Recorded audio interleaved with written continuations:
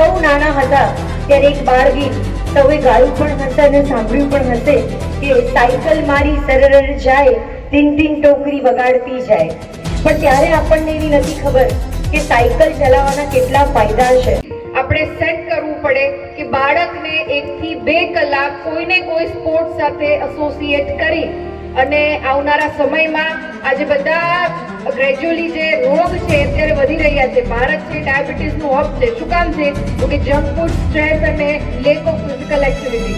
તેમાં આપણે બધાએ સંયુક્ત રીતે પ્રયાસ કરીને પ્રધાનમંત્રી શ્રી આપણા બધા માટે ચિંતા કરતા હોય એ પોતાની સ્પીચમાં કોઈ કાર્યક્રમમાં વારે વારે ઉલ્લેખ કરે કે રોજિંદા જીવનમાં ઓઇલનું પ્રમાણ ઘટાડીએ, વેજીટેબલ્સનું પ્રમાણ વધારીએ, ફ્રૂટ્સનું પ્રમાણ વધારીએ, સિઝનલ જે આપણો ખોરાક છે, મિલેટ છે એનું પ્રમાણ વધારીએ તો હેલ્ધી યુથ, બીકોઝ હેલ્થ છે તો આવનારા સમયમાં આ યુથ એક્ટિવલી પાર્ટિસિપેટ કરશે આ દેશના વિકાસમાં, સોસાયટીના ડેવલપમેન્ટમાં. એટલે ખાસ રાજુ ના કહેતા આ સંપૂર્ણ કાર્યક્રમનો આયોજનનો એકમાત્ર ઉદ્દેશ આપ સૌની ફિટનેસ છે.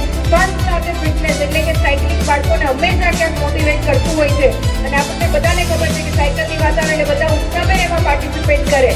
એટલે જેટલા પણ પાર્ટિસિપન્ટ છે એ આ આપણા જે માર્કિંગ કિલોમીટર્સ છે એ અવશ્ય પૂરા કરો. એ બેસ્ટ વિશેષ સાથે પુનઃ આ ઉત્સાહવર્ધક વાતાવરણમાં આપ સૌની વચ્ચે મને ઉપસ્થિત રહેવાની તક આ સમર્પણ પબ્લિક સ્કૂલ દ્વારા આપવામાં આવી છે. બાપુ મહેન્દ્રસિંહ બાપુ અને એન્ટાયર એમની ટીમનો હું ખૂબ હૃદયપૂર્વકનો આભાર માની અને પુનઃ આપ સૌને ખૂબ હૃદયપૂર્વકની શુભકામનાઓ પાઠવું છું.